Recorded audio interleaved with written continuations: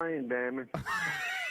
Here's to your health, Monday morning at 7 on KSHP, North Las Vegas, AM and FM, K29, 6HP, North Las Vegas, and KSHP.com. For the grinders who rise before the sun, the predators who stalk the odds, the winners who demand an edge. You're listening to the boss of the big ball, JP the Ticket. Listen every weekend, Saturday and Sunday from 6 a.m. to 7 a.m. to Vegas Scoreboard Express live on KSHP 107.1 FM and AM 1400 as I unleash a barrage of insightful analysis, expert predictions, and winning strategies from the sharpest minds in sports betting to get your money back from the sports books. Go to jptheticket.com and tune in to KSHP this weekend, 6 a.m. to 7 a.m. to win with the Sharps. JP the Ticket. Vegas Scoreboard Express. All money, all sports, no bull. Missed the live show? Subscribe to Vegas Scoreboard Express on Apple Podcasts, Spotify, TuneIn, and wherever you enjoy your favorite podcast and radio listening. It's a holiday food and toy drive. Help us give joy to the families staying at Ronald McDonald House, Las Vegas. We are accepting donations of new, unused, and unwrapped gifts for families. We're also accepting non-perishable food items for 3 Square. And KSHP is a drop-off location at 2400 South Jones and Sahara from Monday through Friday, noon to 6 p.m. It's a holiday food and toy drive, sponsored by the Wallace Group, Cross Country Mortgage. The views and opinions expressed in the following program are those of the program's participants and do not necessarily reflect those of station staff, management, and advertisers. It's time for the most interactive radio program in Las Vegas today. It's time for Pushing the Limits with Brian Shapiro. Brian will talk sports, politics, entertainment, and anything that matters to you. Feel free to call Brian at 702-221-7283. You want answers? I want the truth! Now, Pushing the Limits, here's Brian Shapiro. All right, what's up, everybody? Good to be back. Happy Friday. It is Pushing the Limits, coming at you live. For those of you wondering where I've been the last couple days, well, the NBA midseason tournament has arrived, and the last couple days have been so much fun. And, you know, to be honest with you, I wanted to start the show and talk to you a little bit about my experiences and the surreal experiences that I had yesterday sitting courtside. But I can't do that. And the reason why I can't do that is because on Wednesday, I was at some of the NBA press conferences. It's why I took the day off, and that's when the breaking news came out that there was a on-campus shooting at UNLV, and I feel like I need to talk about that first before I talk about anything else. Just to give you a quick rundown on what we're doing today, the Mooch, the former communications director under Donald Trump, didn't last very long. He made a very good decision. I love having him on. Anthony Scaramucci is going to be joining us here in about a half an hour or so. Talk to him about a lot of different topics. I know that Hunter Biden was indicted today. We'll probably talk to him about that, talk to him about what he thought about the Republican debate this week, and many other topics. So the Mooch will be joining us coming up here in just a little bit, and Nicole Mitchell will be joining us in hour number 2. So I'm at the NBA press conferences on Wednesday. The first one was around noon, and all of a sudden my phone starts blowing up, and everyone say, hey, did you hear what happened at UNLV? Did you hear what's going on at UNLV? And then when I hear stuff like that, I don't like to hear rumors. I like to hear facts, so I go to the Metro Twitter account. And sure enough, right there on the account, it said that there was an active shooter situation on the UNLV campus. And when Metro puts something like that out, you know it's very serious. And the first reports that came out, speculative, but that Metro had said that there was an active shooting situation and that there were multiple victims. And when I hear something like that, the first thing that I think about is the October 1 shooting in Las Vegas. So a lot of things going through my mind there. And you think the worst, right? You think the worst when you hear of an active shooter situation. Well, the facts have come out, what took place on the UNLV campus. Yes, we have another mass shooting. Seems like we have to talk about this almost on a daily basis, and now it happens right in my backyard here in Las Vegas on the UNLV campus. A 67-year-old madman gunman killed 3 faculty members at UNLV, 3 innocent people, and wounded a 4th in this 10-minute rampage that Metro is describing. He had a list of targets at the school and more than 150 rounds of ammunition. And it gets me so angry, and it breaks my heart to talk about these stories.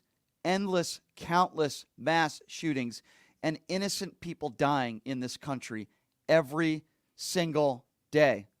People want to say we have a crisis at the border. That might be true, but we certainly have a crisis in this country when it comes to gun violence. But why is it that so many people on the right don't want to talk about it? And if they do talk about it, they say more guns are the answer. And they'll say, well, it's people that kill people. It's not the guns. And it breaks my heart.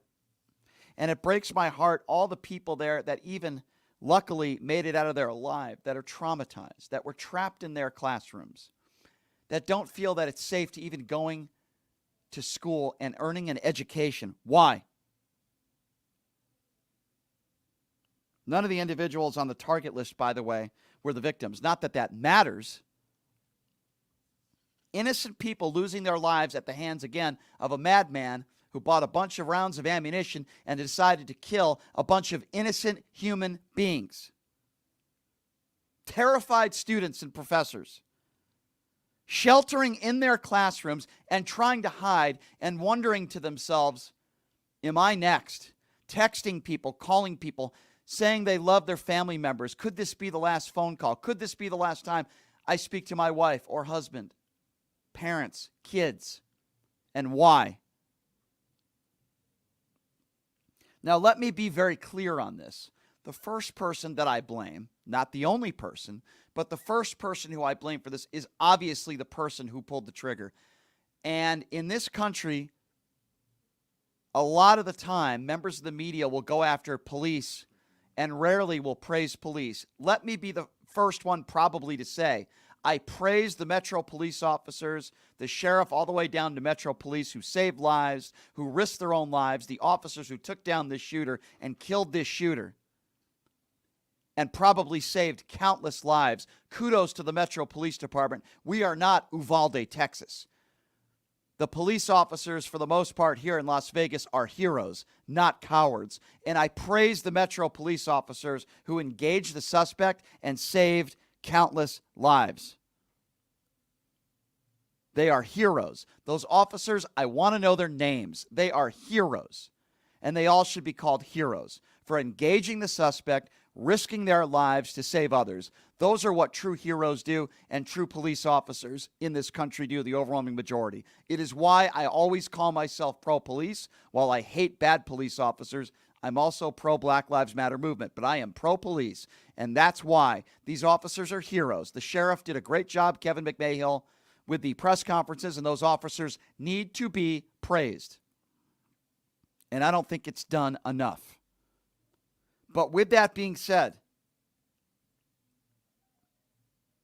the shooter, what we're learning, arrived at UNLV about 15 minutes before the shooting happened in a 2007 Lexus.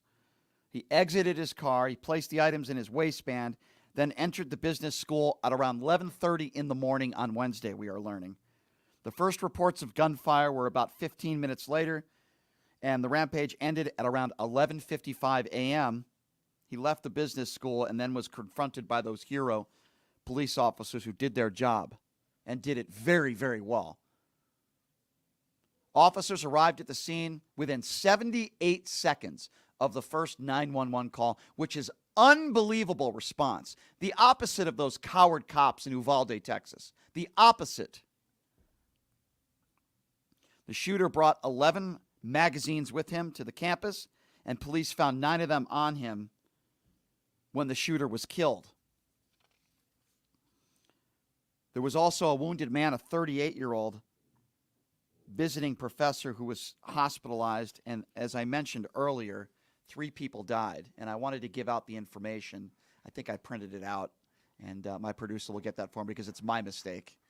But innocent people have lost their lives. 3 of them, and a 4th injured. And why? Another senseless act of violence. And it's, thank you, Numchuck. It's just so sad. And I think we need to remember the victims. Not I think. I know that we need to remember the victims. 69-year-old by the name of Naoko Takamura. One of the victims in this shooting, an associate professor of Japanese studies at the University of Nevada. She taught all levels of Japanese language, conversation, composition, grammar, culture. And she also coordinated Japanese language programs at the university level. At UNLV, she oversaw the entire Japanese studies program and taught upper division courses on Japanese language. Obviously, a very, very accomplished and intelligent woman who deserved better. The other victims have already been identified as well. Cha-Jang Chang, known as Jerry, a 64-year-old out of Henderson, who was also a professor at UNLV, killed an innocent person just going to work, doing his job. And 39-year-old professor Patricia Navarro Velez, 39 years old, hadn't even reached the age of 40 yet, and was killed. One death is too much. But the fact that we're not hearing that it was 20 or 30 or 40, in my personal opinion, it's a miracle. It's an absolute miracle. And I talk about this stuff all the time. And so many people give me the same arguments, debates, whatever you want to call it. We hear the thoughts and prayers. And I got into it with a few politicians or wannabe politicians on social media. Thoughts and prayers. Guns don't kill people. People kill people. And these are the same morons who have no solutions, or they think more guns are making us safer. Let me be very clear. If more guns made us safer, we would have some of the least amount of gun violence crimes in the world. It's not a coincidence that we have almost more guns than any other country in the world and more violence. We have 140 guns per 100 people in this country. It's not a coincidence that we have all this gun violence. More guns do not make us safer. Yes, obviously, if I'm in a situation, whether it be in a mall or a supermarket where there's a shooter that's trying to kill a bunch of innocent people, sure, I'd love to have some good guys there with guns that would take that shooter down. Of course. But that doesn't mean as a whole, generally speaking, more guns make us safer as a society. In fact, it's not true. There are a lot of crazy people in the world. There are a lot of mentally ill people in the world. Why do we have this problem here? What I hear from a lot of Republicans, we're not doing enough job. Mental illness. We need to do a better job with dealing with mentally ill. Okay, if that's the case, then why do your buffoon Republican friends vote against bills that will fund those who are mentally ill to give them help? Because Democrats try to pass those bills constantly, and Republicans, for lack of a better term, shoot it down every single time. Representative Murphy just tried to pass a bill hours before the UNLV campus shooting. He tried to pass a bill out of Connecticut for comprehensive background checks, which, by the way, over 80% of people in this country, both Republican and Democrat, agree with. What did Republicans do? They shot it down. There is a reason why we have so many mass shootings in this country. And it's not because of Democrats. And it's not because we are the only unique country that has mentally ill people here. The reason why we have so many mass shootings in this country is because we are a country that is obsessed with our guns, and we have a bunch of Republicans in office that care more about an A+ rating from the frickin' NRA than they actually do implementing things and putting things as law that would make it harder for bad people to get their hands on guns.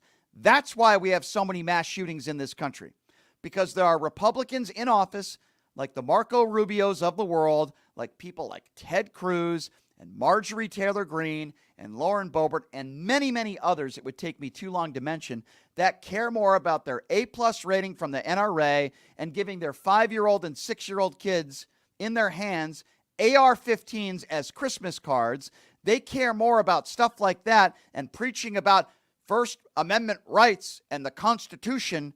They care more about that stuff and arming, if they had their chance, all of our civilians in this country with AR-15s rather than doing the right thing and understanding that most Americans in this country do not need weapons of war to defend themselves. Because if that was the case, then why are hand grenades illegal? Why are armed tankers illegal? Why are most machine guns in this country illegal? If you want to quote the Constitution, let's also give you a little history. And that history is that when the Constitution was written, we had something called muskets, not weapons of war, for all you dopes out there that want to talk about the Constitution. So what should we do, Republicans? Do you think we should arm all of our professors? Should we arm all of our kindergarten teachers? Because more guns make us safer, right? It's ridiculous. It's a ridiculous argument, and I am angry. Brian, you sound angry. Yeah, I am, because when I'm at a press conference covering what's supposed to be some great NBA basketball games, and I take a day off, I don't want to hear that we have another mass shooting, this time in our backyard on the UNLV campus. And I don't want to have to argue with a bunch of dopes out there that don't have any solutions, but they want to get into the weeds with me on what's an assault weapon, and everybody should be armed.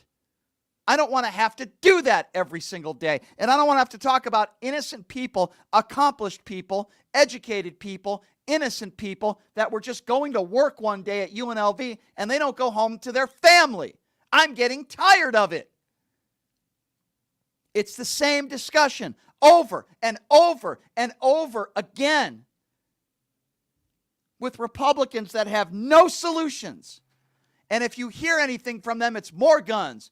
Lock our schools, arm our teachers, and more guns make us safer. And then sometimes they'll say mental illness, which are empty words, because every single time Democrats propose funds and money to help those that are mentally ill, Republicans strike it down. They care more about being able to have an AR-15 pin in office and holding it close to the vest. They care more about that and their A-plus ratings from the NRA. You disagree with me? You think I'm a snowflake? Go ahead and tell me why.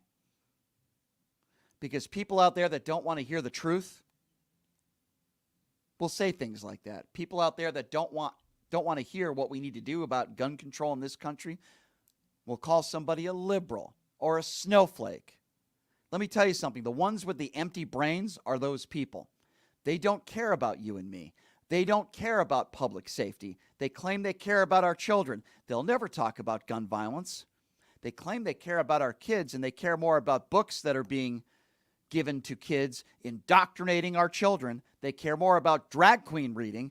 That's a bigger threat to some of these people out there, these morons. Drag queen reading, you'd think, is a bigger threat to our kids out there than our kids being gunned down in schools.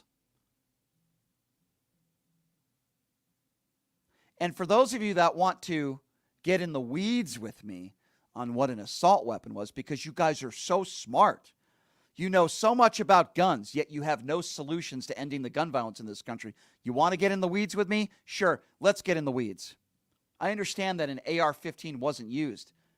3 people died. That's 3 people too many. If this professor, or whoever the hell he was, had an AR-15, how many people you think would have died? You think it would have been only 3? 3 is too many, by the way. 1 is too many. How many more people you think would have died if he had an assault weapon? Why is it then, if you want to get in the weeds with me about guns, some of you people who think you're so smart on social media talking about your guns because you sleep with your guns every night, if you're so smart, then riddle me this. Why is it in some of the largest mass shootings, most of them in this country, why is it that the gun of choice is usually an AR-15? It happened in Uvalde. It happened in the Colorado movie theater shooting. It happened in Buffalo. It happened here in Las Vegas. Why is it that in some of the largest mass shootings in the history of this country, they don't use pistols? They don't use knives. Why is it always an AR-15? Go ahead and answer me that question before you decide to attempt to lecture me on what an assault weapon is. Why is it that they always use an AR-15? Well, I'll tell you why, because I think anybody with an IQ over 20 could probably give you a reasonable answer, unless they're a right-wing Republican and they don't want to tell you the truth and they want to get an A+ rating from the NRA. You know what their answer would be? The same answer that I'm about to give you. Because AR-15s and assault weapons in general terms were not designed for self-defense. You know what they were designed for? To kill as many people as possible in a short period of time. They weren't designed to hunt deer, and they weren't designed to defend yourself in a home invasion. They weren't designed to be carried around in public all the time, to act tough while you wear your camouflage when you never served this country. That's not what these weapons were designed to do. They weren't designed to intimidate. They weren't designed for self-defense. They were designed to kill as many people as possible in a short period of time. And sadly, in this country, that is what is happening. As I say before and I say again, 3 deaths are 3 too many. What would have happened if this guy had an AR-15? And I will guarantee you, with a capital G, that more people would have died. Where did he get this weapon? I would imagine he probably purchased it legally, which is what I believe Metro Police have already said. We have a bunch of people in this country that are mentally ill, that are legally allowed to get their hands on guns and kill a bunch of innocent human beings. And 3 innocent professors, one 39 years old, will never come home to their family ever again. Doesn't that make you angry? Doesn't it make you angry, all the gun violence we have in this country? It makes me angry. It should make you angry. I don't want to hear thoughts and prayers. You think I'm wrong? Then I want to know why. Why do you think I'm wrong? I'm going to open up the phone lines right now. I want to know what you think about this. Why am I wrong? Maybe you agree with me. Do you agree with me that so many policymakers on the right care more about their A+ rating from the NRA than actually doing something to make us safer as Americans? Or do you agree with Republicans that more guns make us safer? I'm going to open up the phone lines now, and I'm going to give out the number, 702-221-7283. And again, that number, if you would like to be a part of the conversation, I'm opening up the phone lines now. 702-221-7283. That's 702-221-SAVE, 702-221-7283. Somebody on social media said the statistics bear out the facts, that more guns inherently brings more death. I completely agree with you, and that is a fantastic point that you bring up. But many people on the far right don't want to hear that. Many people on the far right don't want to hear facts. They don't want to hear the truth. They think more guns make us safer. It's the most ridiculous thing I've ever heard in my life, and it makes absolutely no sense, and you can't prove that because it's not true. Look at the gun violence in this country. Can you imagine? And we're going to have, by the way, a student who had to barricade herself in one of the classrooms joining us in studio on Monday to talk a little bit more about this. UNLV has made the right decision here. They've decided to cancel next week's final exams. There's going to be no on-campus in-person finals in the fall. They're providing flexibility for faculty. Yeah, this is more important than making grades. This is more important. There's a lot of students out there that are traumatized, rightfully so, and they need to get help. And the last thing they should worry about now is stress of final exams. So I do applaud UNLV for making the right decision there. I was a little weirded out why a UNLV basketball game was canceled on the road. That really didn't make a lot of sense to me. But at the same time, if maybe there's, listen, maybe some of these student athletes, maybe they had a professor that was killed, and you really don't want to play a basketball game when that's the case. So I guess I understand that. A part of me does. Better safe than sorry. More guns are not the answer. That is the bottom line. We are a gun-crazy society. I look at some other messages on social media. We are a country that is obsessed and infatuated with our guns. That's the bottom line. And then we have somebody who's not very bright, not very intelligent, who makes a ridiculous statement on social media. And I'm going to read it. Somebody writes, please do tell. What you're saying is lawful citizens are not allowed to carry guns. Pamela made that statement. Pamela, where do you get that from? Where have I ever said, and I'm going to speak very slowly, so hopefully you can understand. Never on this show have I ever said that law-abiding citizens shouldn't be allowed to own guns and defend themselves. Where you would even make a statement or ask a question like that is beyond me. Oh, yeah, and by the way, there's not one Democrat in office today that want to take all your guns away. I have never made that statement, and it's a ludicrous statement, and you are failing to understand the point that I am trying to make. It is too easy for bad people to get their hands on guns. I'm going to give you, again, a list of things that I would do if I was a policymaker that would save lives tomorrow. Number one, the age should be 18 to 21. Don't you give me the excuse of, oh, but look at our brave men and women in uniform. They could be 18. Brings me to number two, training. If you're serving this country and you're 18 years old, you have to learn how to use a gun. You have to get trained how to use a gun. Why is it that when you turn 18 in this country in many states, you don't have to have 1 minute of training, you don't have to know how to hold a gun, how to shoot a gun, how to store a gun? We need at least a couple hours of mandatory training in this country. Why is it that when you get your driver's license, we all remember the first time we got our driver's license, it's a little bit stressful. You're sitting next to an instructor. He has to make sure you know how to drive the car and drive it safely. They check your eyesight. They check your medical history. They check all that stuff. But when you purchase a gun, they don't check your eyesight. They don't check your medical history. No, it's not in background checks. Not at least your eyesight. You don't have to learn how to shoot a weapon. That's number two. Number three, red flag laws. In some states in this country, if you threaten the life of a spouse or another individual, chances are you'll probably get arrested that night, and when you're released the next day, you can legally purchase a gun. That's wrong. I'm not saying you should be able to pick up the phone and say, hey, I don't like my neighbor. He threatened me. Take his guns away. It should be a case-by-case basis. The Uvalde, Texas shooter, the cops were called on him over 50 times. He should have never been legally allowed to own a weapon. That's number three. Then I go to number four, and it's an assault weapons ban, which was implemented in the early 90s. And if you don't believe me and you can't spell the word fact, maybe you have to look it up for yourself. Gun violence was way down. Assault weapons were banned. And then what happened? Republicans allowed the bill to fizzle out, and there was no assault weapons ban, and gun violence went all the way back up. That would be number four.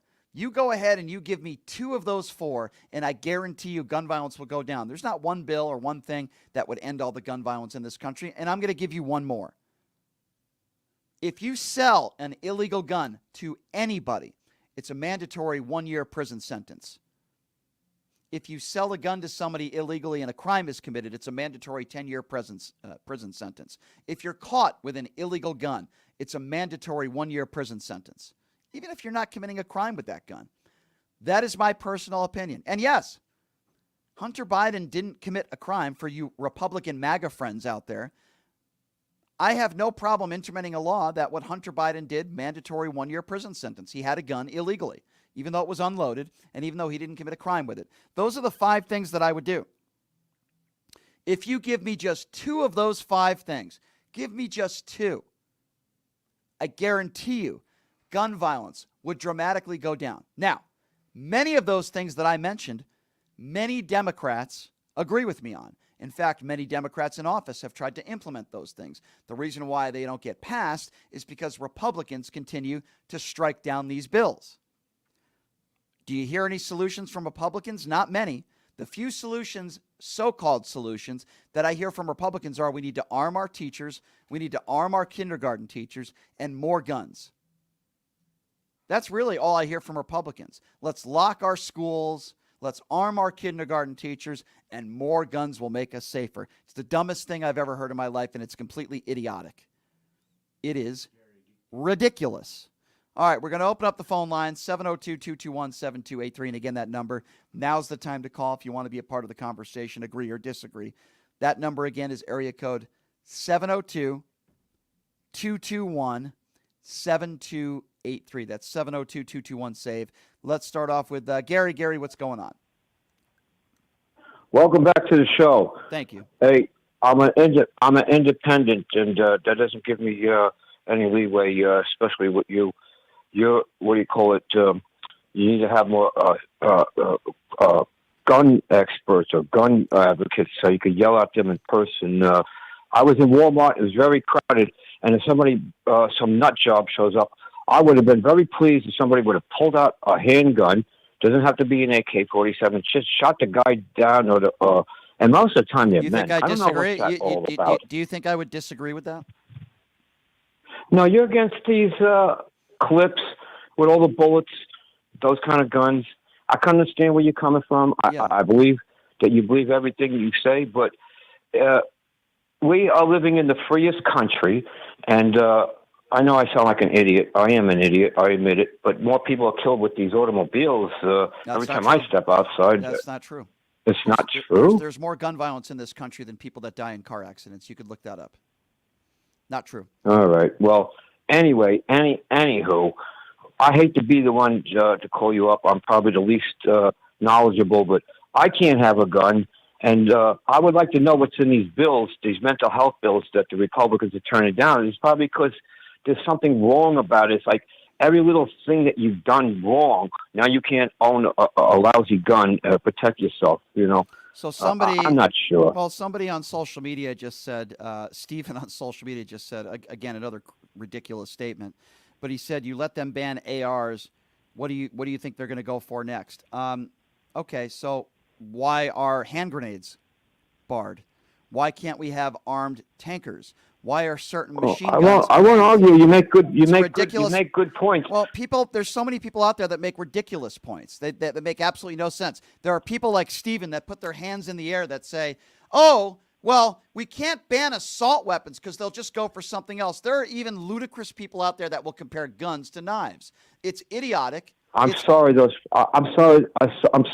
those people in the university were shot like that. I mean, that is horrible.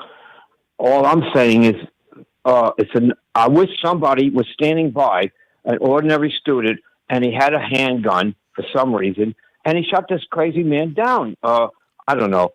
Hey, let someone better qualified do this. I tried. I gave it my best shot. I hear you, my man. I appreciate the phone call, and I think I appreciate it. And I tell you this, again, I'm going to praise the police officers, those brave police officers that put themselves in harm's way and did what any really good cop would do. They're heroes. And they took this guy down, and they should be honored. As much as I'm concerned, Joe Biden should give them medals and give them a raise and give them whatever they want. They saved innocent lives on the UNLV campus. And as much as I call out bad cops, I also want to call out good cops. These two officers are heroes. And they deserve to be honored and recognized in this community. And their families and friends should be so proud of them. And every single person that was on that UNLV campus that day should as well. And I thank them. There are so many people on social media, on multiple platforms right now that are disagreeing with me on a number of different issues. Why don't you have the balls to call into this show and challenge me right now? I've given out the number. They say ridiculous things in their, 5 or 6 words on social media, but yet they don't want to call into a radio show and have a discussion about it. How are we going to get anywhere as a country? How? You disagree with me? You think I'm a liberal or a lefty and I want to take all your guns away, which, by the way, I don't. And I just want to make this distinction because it was actually UNLV police. Not to say that Metro police officers don't save lives every day either, because they do. But these UNLV police officers are heroes. They have to be honored. I mean, I don't know what we need to do here, but I don't know if it's the next UNLV basketball game. I know that there are certain investigations that, paid leave and that sort of thing. But it's pretty evident to me that these UNLV police officers are heroes, and they stop the threat. Give out that number again, 702-221-7283. And again, that number, if you do want to be a part of the conversation, it's area code 702-221-7283. I'll tell you what I don't want to hear. I don't want to hear from Republicans that are so-called policymakers talking about thoughts and prayers, more guns, and all this other nonsense. Or they'll say, right now is not the time. Right now is not the time to really talk about this. It's a bunch of nonsense. We've learned today also through the White House press secretary that President Joe Biden will be meeting with a UNLV president as well as others in Las Vegas today during his visit, which is, that's not why he planned this visit out here. He didn't think it was going to be to talk to people on the UNLV campus to talk about another mass shooting. Sadly, that's what's going on. It's terrible. It's a joke. And there are people on social media that say, Brian, when we call in, you get mad. Well, then don't say something stupid. Don't say something dumb. What are my triggers besides having to talk about mass shootings all the time and innocent people that are dying? Don't start off a conversation with an insult. Don't start off a conversation with Trump won the 2020 election, and then we can have a reasonable conversation. I've had plenty of reasonable conversations with people I disagree with on guns. I do it all the time. I did it yesterday. I did it on Wednesday. We're not going to agree on everything, and I understand that. But don't tell me more guns are the answer, because the facts don't back up your opinions. You're entitled to your own opinions, but you're not entitled to your own facts. More guns do not make us safer. If more guns made us safer, we'd be one of the safest gun societies in the world. That's the opposite. And guess what? That's not a coincidence. That is a fact. And there are people that are scared to call in, and there are people that are afraid to have a debate. There are people that will make generalizations. You don't want to have a conversation about facts. There are people that will say things with nothing behind their words. I get it all the time when I talk about these mass shootings, really when I talk about anything, particularly mass shootings and gun control. They want to get in the weeds with you about what's an assault weapon and what's not an assault weapon. But one thing you'll never hear from these people are actual solutions. What are we going to do? Because right now what we're doing isn't working. The gun violence in this country is out of control. And guess what? It doesn't matter to me whether it happens in Las Vegas or Chicago. Doesn't matter to me what the color of one's skin is. And it doesn't matter to me where it happens in this country, whether Republicans or Democrat governors are running the state. Doesn't matter to me. What matters to me is that too many innocent people are losing their lives. Too many innocent people are getting killed at the hands of gun violence. Crazy people that want to kill innocent people in a short period of time, buying a ton of ammunition, and in many cases, assault weapons. I am tired of it. I am tired of it. And again, there are people out there that say ignorant, stupid things. People out there that don't have brain cells. Let's abolish liberals. Let's get rid of the Democrats. Yeah, that's a really intelligent take. See, those are the people that I can't have conversations with because they're just not smart enough to have a legitimate conversation, even if you disagree. When you make a statement about gun control and say, let's just abolish the liberals, it makes absolutely no sense. All right, we'll get back to the phone lines. Again, the number to call, 702-221-7283. And again, that number to call again if you want to be a part of the conversation, it's 702-221-7283. I say again, how can I have a conversation with somebody when they make a statement like that? Let's just abolish liberals. It's the Democrats' fault. It's liberals. You can't have a reasonable, semi-intelligent conversation with somebody like that. You can't have a reasonable conversation with somebody that thinks kindergarten teachers should be armed, or that the reason why the Uvalde shooting happened was because the back door wasn't locked. After an 18-year-old just shot his grandmother in the face, you think a locked door would be a deterrent? It's ridiculous.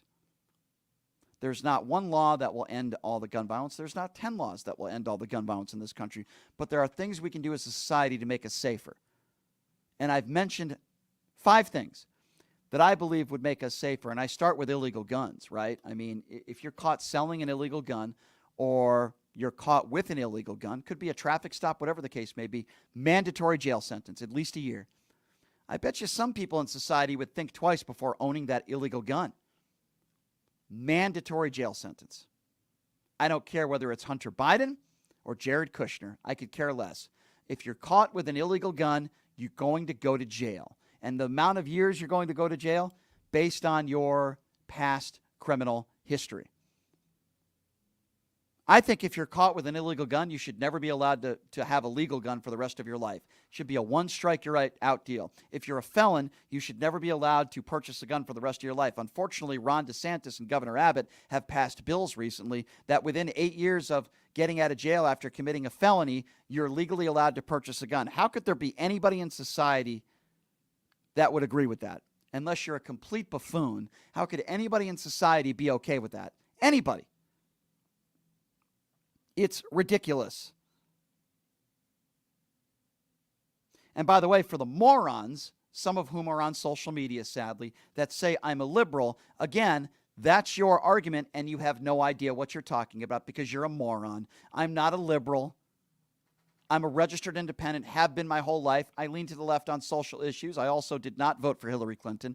I didn't vote for Barack Obama. I am for border security, and I am for capital punishment. So for any morons out there that are not smart enough to have an actual debate on the substance of the conversation, and your go-to defense is you must be a liberal, you're just not smart enough to have a conversation with me.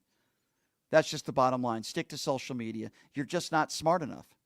Unfortunately, there's a lot of Republicans that are in office right now that are not smart enough either, and that's their go-to. Oh, no, I'm not going to pass that bill because you're a liberal. Oh, no, I'm not going to pass that bill because you're on the left. Oh, no, I'm not going to pass that bill because I think you're indoctrinating our kids. Critical race theory. You'll hear Republicans talk until the cows come home about critical race theory and about how drag queens, they'll bring up drag queens about how they're the biggest threat to our kids. One thing you won't hear a lot of these Republicans talk about is gun violence. You'll hear them talk about prayer as if that's going to solve all your problems. You'll hear them talk about God. You'll hear them talk about prayer. You'll hear them talk about critical race theory and indoctrinating our kids, but you certainly won't hear them talk about comprehensive background checks or things that could actually make us safer as a society. If you talk to a lot of these right-wing nut jobs, they'll lead you to believe that if you go on your knees and that you pray, everything's going to be just fine. And I've had it with these people. You want to talk about mentally ill people? These are some of the mentally ill people in society. The people that think that if you pray, all the bad guys are going to go away. All the gun violence is going to go away. All you have to do is pray. All right, we'll take a quick break, and when we come back, the Mooch is going to be joining us, the former White House press man himself. Didn't last very long under Donald Trump. The Mooch, Anthony Scaramucci, is going to be joining us next. Take a quick break. We'll be back right after this. It's Pushing the Limits right here on KSHP.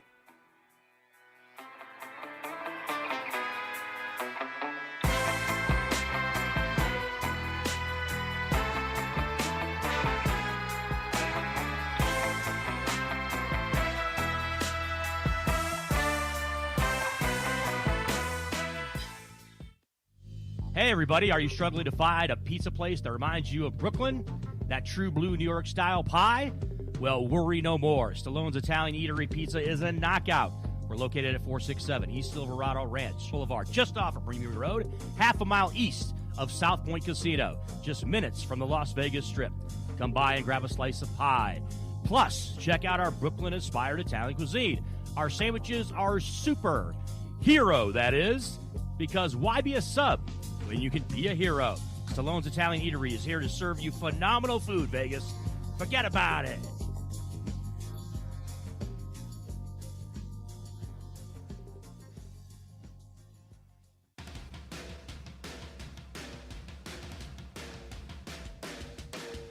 Hey everybody, it's Brian Shapiro from Pushing the Limits here. I want to tell you guys about my good friends at the Postal Annex. They have a notary signing agent on-site daily, no appointment needed, and they offer a full scale of printing services from shipping labels to documents, business cards, banners, photos, and business signage. They're your passport service headquarters. They offer passport photos, and they can renew your adult passports. If you're traveling in a hurry, they can get those passports to you within 7 days or less. Mailbox rentals with a physical street address, and they also receive your packages from Amazon, UPS, FedEx, USPS, and more. Here's the best part. If you're a Pushing the Limits listener, they have an introductory rate of only $39 for a 3-month service. You can't beat it. Give them a call, 702-873-8005. Check them out at 6130 West Flamingo Road. It's the Postal Annex. And tell them I sent you. Buying or selling a home is a huge life event that requires guidance from an expert in the industry and community. My name is Blake Wynn. You may recognize my name as my grandfather was the best governor the state of Nevada has ever had. Growing up in Las Vegas, I've come to know this community intricately. Now, I am raising a family here as well, so I understand all the issues impacting our home and quality of life. As the top realtor for the #1 real estate team at Keller Williams, you can have confidence in my experience, knowledge, and track record. When it comes to buying, selling, or investing in real estate, choose a name you can trust and someone who understands the community you call home. Call Blake Gwynn today and experience the difference of a trusted expert. 702-540-3311. This holiday season, Black Bear Diner is offering a limited menu with feature holiday specials and family meals. On Thanksgiving, Christmas Eve, and Christmas Day, guests can enjoy a full 3-course holiday dinner, including 8-ounce home-style roasted turkey, 8-ounce old-fashioned smoked ham, and 10-ounce slow-roasted prime rib. All 3-course holiday specials come with a cup of soup for salad, cornbread muffin, mashed potatoes with gravy, green beans and cornbread stuffing, and a slice of pumpkin pie with whipped cream. Looking for less? Black Bear Diner is offering smaller portion 4-ounce roasted turkey and smoked ham dinners with all the fixings. And both offerings are available as a Cub dinner special for kids. You can also order family meals with 32-ounce protein choices, plus all the fixings and even a whole pumpkin pie. Black Bear Diner will begin serving its holiday offerings in diners starting at 11 a.m. on the day of each holiday. Visit blackbeardiner.com to find the location nearest you. Check out our newest store in town, A1 Dollar Store.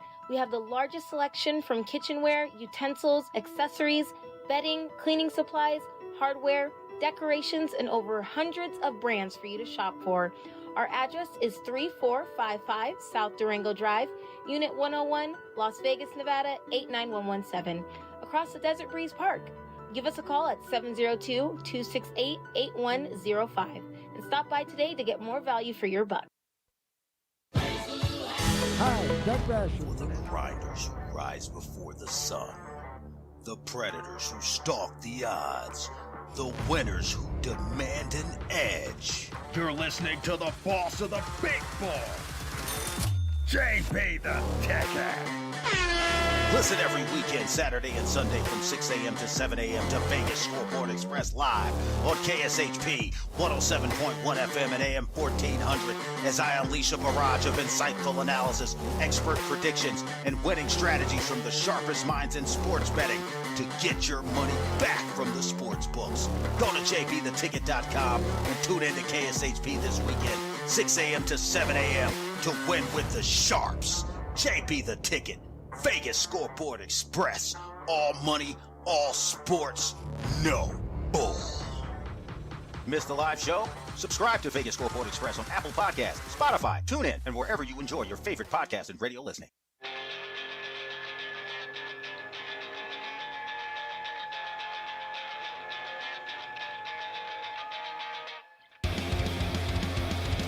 Okay, welcome back. It is Pushing the Limits on a Friday. Thank you so much for joining us. Of course, we're talking about the terrible circumstances that took place on the UNLV campus on Wednesday afternoon. I took the day off when I heard about the breaking news of this shooting. And I can guarantee you that the right-wing entities and all these right-wing buffoons who call themselves talk show hosts here in Las Vegas, you know who you are. There's probably only a few of them. But the last thing they'll talk about is why this is really happening. Or they'll use a term like mental illness. Empty words with nothing behind it. And, you know, their arguments can be destroyed so easily. And as I've said before, and I say again, there are mentally ill people all over the world. All over the world. Why do we have this problem at such a high level here in the United States of America? Do all the mentally ill people just come to the United States? Of course that's not true. We know that. What we also know is there's over 140 guns per 100 people in this country. We also know that. So I've come up, or at least I've tried to come up with some solutions, and I don't always agree with Democrats, but certainly when it comes to the gun control issues, I absolutely do. And, you can disagree with what some of the Democrats are trying to implement, but I want to know what your solutions are. It's kind of like, par for the course with Republicans when they complain about Obamacare, but yet they don't have a replacement plan. Same thing with gun control. They want to bitch and complain. Democrats want to take all of our guns away, which is, by the way, a lie. That's not true. That's just as big of a lie as the big lie, which is Donald Trump won the 2020 election, which anybody with a brain knows is not true. But we live in a society where there are certainly a large percentage of people, in this case Republicans, who will complain about something but have no solution to the problem, right? They'll complain about the border, and then Donald Trump will run on, we're going to build a wall and Mexico is going to pay for it. We know he only built 16% of the wall and Mexico didn't pay for it. He had 4 years to do it. So don't you tell me that you like Donald Trump's policies and he's such a wonderful policymaker when he ran on that in 2016. And he also ran on, we're going to lock up Hillary Clinton. That didn't work very well for him either. I would like to think most Americans would agree with me when I say, regardless of our differences, we don't want innocent people to die, and there's way too much gun violence in this country. I would like to think that the overwhelming majority of Americans would agree with me on that. We should be able to start off the conversation with what we agree on. Way too much gun violence in this country. Now, how we get there, a lot of people are going to disagree on. But we're not doing anything. Our lawmakers are not doing anything. We're not getting enough done. We're not doing anything.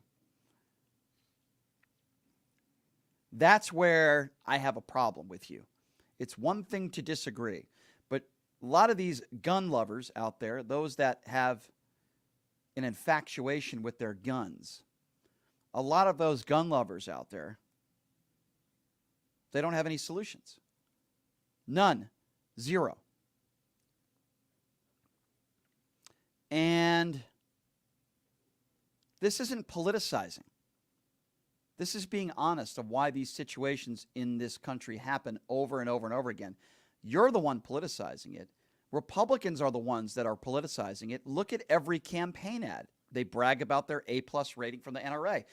If you think Democrats are politicizing it, let me ask you a question.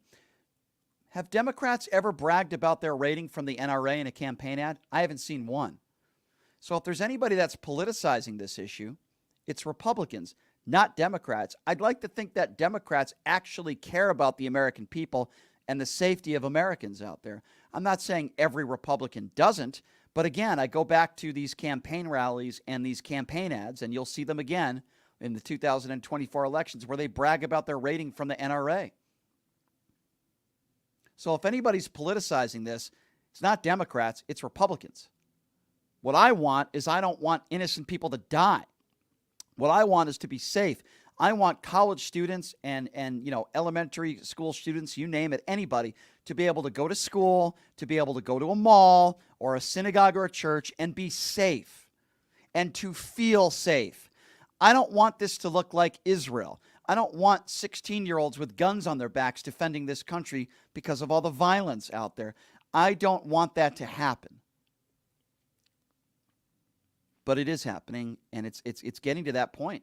What are the solutions? I've given you multiple solutions that I have. Nick on social media says, what do you plan to do about it?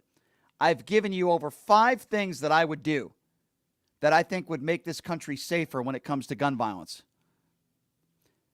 Dean writes, you can't go to the mall safely, buddy. Stop it. Well, Dean, let me give you some facts. There have been shootings in malls across the country, and you can go ahead and look that up if you don't believe me. Do I go to the mall every day thinking that I'm going to die? No, I don't. But we do know that in this country, we've had some tragic shootings in malls where violence has occurred, particularly gun violence where people have died. Now, if you're smart enough to understand that message, then you'll be with me. And if you're not, I'm sorry, buddy, I can't help you. You asked me if you can go there safely. Well, Dean, are you trying to... Okay, so now you're saying it's a small percentage. Dean on social media is trying to say it's a small percentage. Dean, let me speak slowly so that maybe somebody like you could understand what I'm saying. Gun violence is at an all-time high in this country. Okay? I don't characterize that as it's only a small percentage. Tell that to the 60 families that lost loved ones in Las Vegas on October 1, or all the victims of these school shootings. Tell that to their families. See, somebody like Dean on social media puts his arms in the air and says, it's rare. You're going to be safe. See, Dean is a perfect example of what I'm talking about. He has zero solutions. He is completely complicit. That's exactly what I'm talking about. Dean would be a great Republican representative in office. It's just absolutely absurd. I want to hear solutions. We don't have to agree on everything. Number to call, 702-221-7283. And again, that number to call, 702-221-7283. Let's go to Al. Al is next up on Pushing Limits. Hello, Al.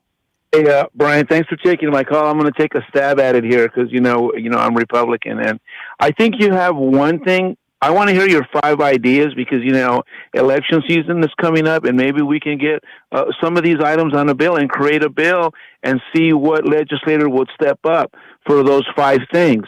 But before I get to that, and I'm not an expert on guns, but I have a partial solution that I think is kind of a compromise on what you think and what others may support on. I would support it for sure, is that if you're going to get an AR-15, okay, you have to go through a background check. Why do you need an AR-15? I was just talking to a kid. I'm over here in L.A. today. I'm over here. I'm having I like poker better in L.A., so I'm having like a poker vacation this weekend. Okay. And I ran into this kid, and he was from Georgia. He had a Texas hat on. And I go, hey, man, are you from Texas? He goes, no, I live in Georgia now. I go, where did you grow up? He goes, I grew up over in San Fernando. I go, wait a minute, you grew up in San Fernando? He looked like a total country boy.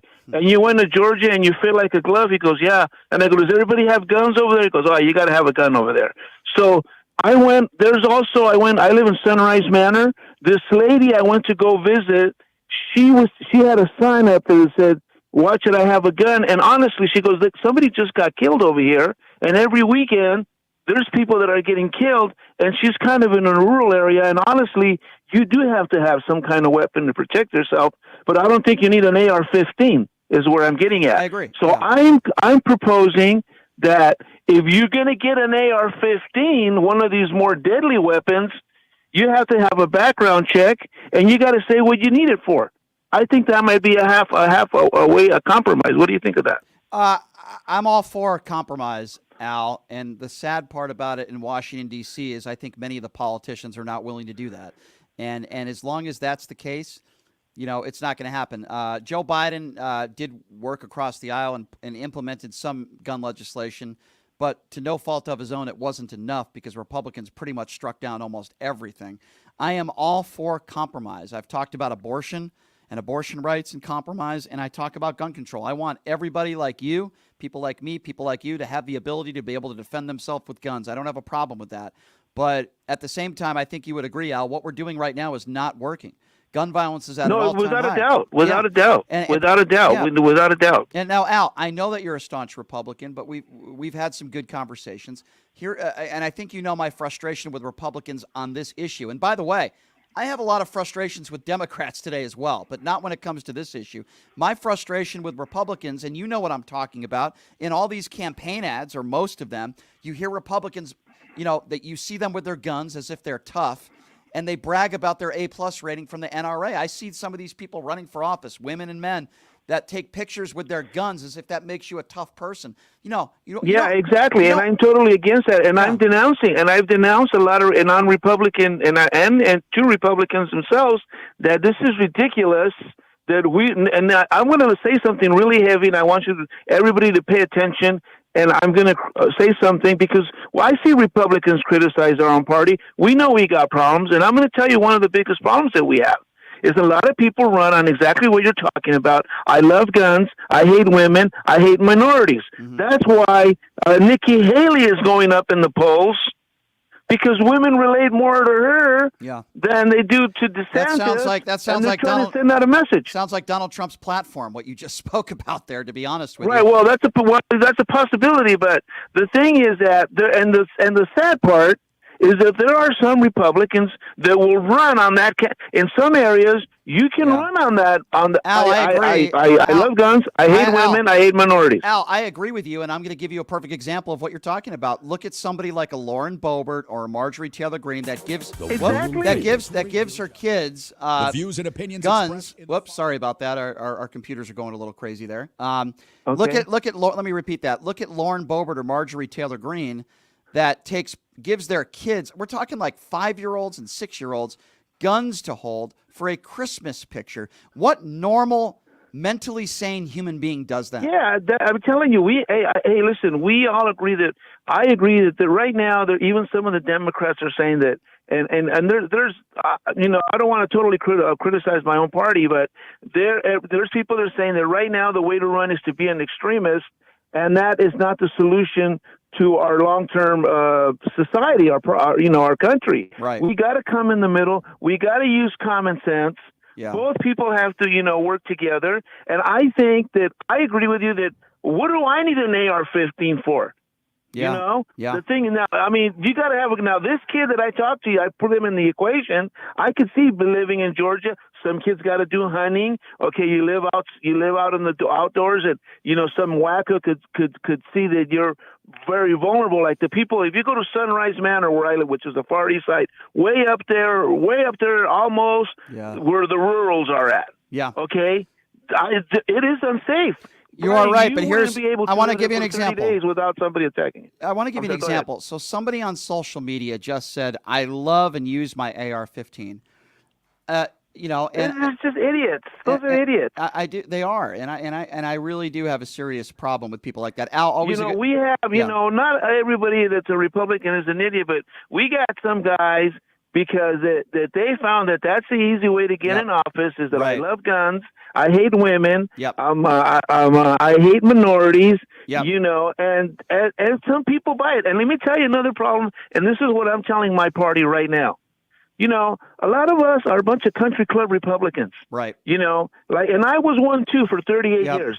But you know what? And that might work in Orange County where I came from because it's a suburban county. But that's not going to work here in Clark County. You are right. It's not. If Republicans want to have a voice here in statewide, a serious voice, you got to start coming to the inner city and help us solve our inner city I'm with problem. you, my man. You got to walk the walk and talk the talk. And I do appreciate your call, Al. I got to run, my friend. But always good to hear from you. Thank you for the phone call. All right. Thank you very much. Thank you. All right. Well, to talk about this issue and certainly many other issues, it doesn't really make sense to me. Republicans need to come to the table. Republicans need to work with Democrats, listen, on a number of different issues, but a guy that I think certainly will have an opinion on this and many other issues. Always love having him on the show. Of course, the former White House communications director and knows a thing or two about disagreements when it comes to Republicans and Democrats working together. Of course, I'm talking about my friend, the Mooch, Anthony Scaramucci, joining us right now on the line. Anthony, always good to see you, my friend. How are you? Well, it's a pleasure to be on. I'm sorry I'm a couple minutes late. Did you see what Kevin McCarthy said? It's interesting. When they leave office, they become way more open about how they really feel, right? So his comments were the Republicans are like a country club that you couldn't get into, and the Democrats look more like the beautiful mosaic of the country. I agree with that. But you'd never hear, right, Anthony? You'd never hear him say that when he was the House Speaker or when That's why he's not the House Speaker, though. He's a spineless guy. And so he had the chance to lights out, put Donald Trump away on the 7th of January, 2021. But he refused to do that because he's a spineless guy. He's a profile in cowardice, as opposed to what Jack Kennedy called a profile in courage. He couldn't break party lines. Yeah. And Trump needed to be impeached, at which point it would have disqualified him for the presidency. But he didn't have the political guts to do it. And if he had done that, he would have scared the daylights out of the caucus, the Republican caucus, and he would have asserted power over them the way Lyndon Johnson did back in the 50s. So Anyway, so Kevin's out. No surprise there. He lasted as Speaker of the House 24.5 Scaramucci's. Each Scaramucci being an 11-day period. You're absolutely right about that. With that being said, I want to ask you, Mooch, Hunter Biden obviously indicted today, and I hear all these Republican, echo chamber radio shows talking about how he spent all this money on these prostitutes and the drugs. And I'm thinking to myself, Mooch, he's never been an elected official, and they don't think Joe Biden should run again because his son had a drug problem. Yet the face of their party's facing 91 felony counts. Yeah, well, they do that to each other. And this is all the hypocrisy. This is why the average American is turned off. This is why 41% of the voters are now registered as independents, because the voters see the hypocrisy. Maybe the extremists on the left enjoy the dunking of Donald Trump, and the extremists on the right enjoy the persecution of Hunter Biden. But the average person is like, hey, man, this is ridiculous. Now, I guess the question that people are asking is how much of the indictments associated with Hunter Biden have spilled over to President Biden. I don't have the answer to that. But I do have the answer to the Donald Trump situation. He's got 4 massive indictments on 91 counts. He's being accused by the Department of Justice of espionage. Okay, so that's full-on traitorous behavior. He's accused of tax evasion. He's accused of insurrecting the government. And by the way, Brian, let me just point this out to your listeners and viewers, if you don't mind. It's not just liberal prosecutors and all this nonsense that he chants to his cult followers. Right. He's got Mark Meadows as the chief witness for the prosecution. Correct. Mark Meadows was a member of the Freedom Caucus. Yep. Mark Meadows is a conservative who worked in the Trump White House. He is the chief witness to the insurrecting behavior of Donald Trump. So you tell me. Now what's fascinating about all this is that he has a very good shot, unless he is taken down by the feds, he has a very good shot of getting that nomination. Yeah, I tend to agree with you on that. Do you have any thoughts, speaking of which, getting nominated, the 4 people that were on the stage the other night? What did you make of that debate? We've already had several of them now. Any winners, any losers? Obviously, none of them, I think we would agree, have a chance of defeating Donald Trump and becoming. But I think some of them up on that stage, Donald Trump could choose as his vice president. Obviously, It wouldn't be Chris Christie. I don't think it would be Ron DeSantis. Maybe Nikki Haley, maybe Vivek Ramaswamy. What are your thoughts on that? It won't be Vivek Ramaswamy, because one thing about Trump is he doesn't like attention being spotlighted onto others. It won't be any of those 4 people as my prediction, because he'll pick somebody that'll be more pliant to him. Whether you like Vice President Pence or don't like Vice President Pence, he towed the line for the 4 years as vice president. Those 4 people on stage are not going to do that to Trump's liking, or at least he'll perceive that they won't do that. So that's my prediction there. I like Governor Haley. Obviously, I think I've told you this, Brian. I'm a supporter of Governor Christie. I'm doing a big fundraiser for him on Thursday. Bill Ackman is hosting it. I think you may have heard of Bill. He's sure. The very famous billionaire hedge fund manager. Can I ask you about Chris Christie, if you don't mind? Yeah. Do you actually believe that he thinks he has a chance to win, or is he just doing this because he wants to be on the right side of history now? Because here's my problem with Chris Christie, and as a supporter of his, I want to get your thoughts on this. Yeah. I'm glad he's on the right side of history now. I agree with a lot of what he says, of course, about Donald Trump. But my problem is he enabled Donald Trump. He knew who Donald Trump was. I think we could agree. Chris Christie's a smart guy. He knew that Donald Trump was a snake. He knew he was a snake oil salesman. You got out of there in a couple weeks. You knew what was going on there. Why is it that Chris Christie can enable a guy like that, knowing who he was? I have a problem with that, even though I'm happy. All right, well, I don't want you to rewrite my history in a flattering way. I want you to tell the facts, right? I got fired. Okay, I was trying to help him, and I was trying to toe the line for him. Right. But he was crazier than I ever imagined, and I ended up getting fired because we were combating each other on a whole slew of different issues. And so he fired me. But and you so, separated yourself from that situation, and you called him out, and you made the rounds. Yeah, well, that's different. I called him out because I said, okay, he can't be president. He doesn't have the executive management skill. Right. He's also someone that doesn't believe in our constitutional system. And so a result of which he cannot be president. Okay. And so, but Chris Christie had to know that, Mooch. He had to know that back in 2016. So he's well, look, Chris is going to be mad at me for saying this, but he's a politician. You're not a politician. I'm really not a politician. Okay. So he was willing to toe that line longer than me. Okay. But here's the thing that Chris is playing for. And because you're asking a really good question, is he in it to win it? Or blah, blah, blah. Chris is playing for New Hampshire.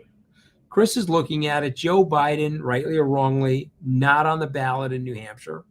And Chris is playing for New Hampshire. Chris is making the bet that independents will cross over and Democrats will cross over and vote for him versus Donald Trump. And so he'll win the New Hampshire primary. And if he wins the New Hampshire primary, it'll create some level of enthusiasm around his campaign as he heads to South Carolina and Florida. If he doesn't win or come really close to winning in New Hampshire, I think he has to reevaluate his campaign.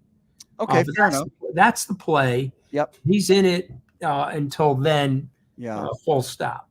Okay, that sounds fair, and that makes sense, and I'm glad you explained that. What do you make of that moment where Vivek Ramaswamy tells him to get off the stage and have a nice meal, probably a cheap shot at his weight, a playbook from the Donald Trump playbook, right? Yeah. What did you make of that disrespectful moment? He goes after Nikki Haley, that's fat shaming. Let's just call it for what it is. What do you make of that? Well, listen, I mean, Trump got away with a lot of unpresidential things because of the moment in our history where people wanted a shakeup. Okay. And people feel like the politicians and the establishment is not giving them a fair deal.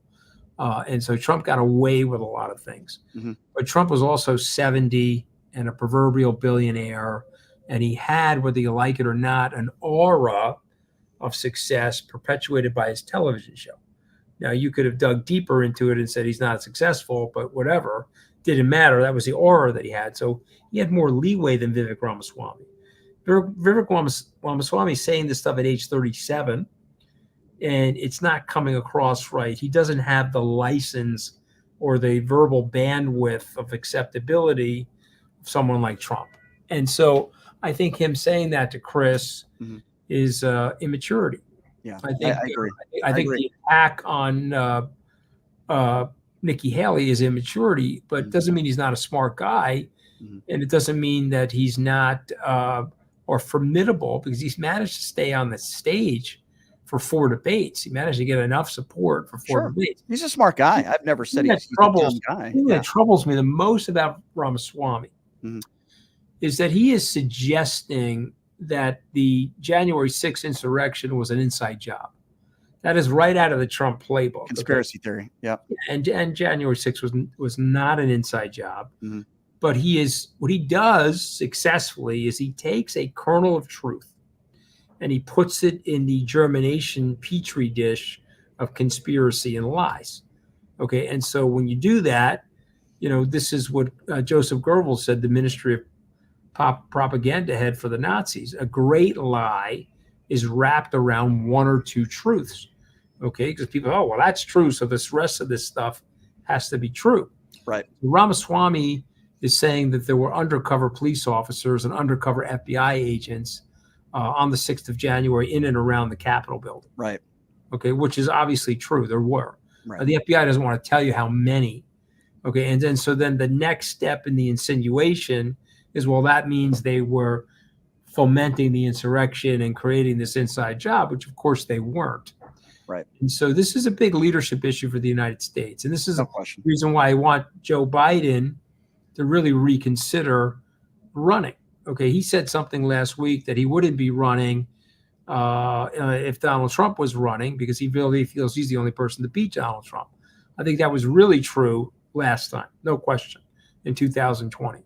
But I'm wondering now if that's true, because a more energetic, younger Joe Biden would be championing what I am saying right now. Let me ask you that, though. Let me ask you that. They're speaking truth to power. Right. The recklessness of Ramaswamy and Donald Trump, and trying to assure the American people that these conspiracy theories and all of this nonsense is absolute nonsense. So I agree with you, Mooch, with everything you just said. There's a lot of Democrats. Get 5 good hours a day.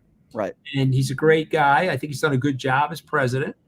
But I'm worried about him at 81, on his way to 82, to fulfill the responsibilities of that job. So you know what I'm going to ask you next? And by the way, I agree with everything you said. I feel the same way you feel, but who? Is it Gavin Newsom? We know Michelle Obama is not going to be running. Who else could say? I don't think our vice president, I think she's a very smart lady, but I don't think she would defeat Donald Trump. No. Who do you think should step in, and who do you think would have the best chance other than Joe Biden to defeat Donald Trump? Well, it's a good question. I think Newsom could beat Trump.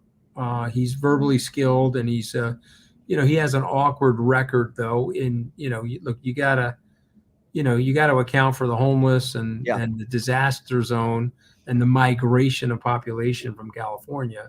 But I think his presence and his aura, and remember, these things are popularity contests, not hiring decisions for the American people.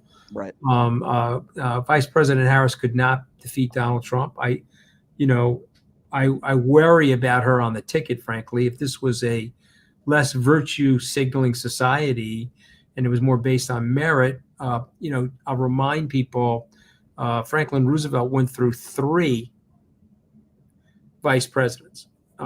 He fired John Gardner, he fired Henry Wallace, and he picked Harry Truman. And of course, thank God he picked Truman, because Truman went on to do a very good job after his death. And so I'm worried about it. The secession issue is glaring. The American people don't have the confidence in Vice President Harris. Joe Biden may have it, but they don't have it. And she may end up doing a good job if she has to assume the role of the presidency. But they got to get voted in again in November.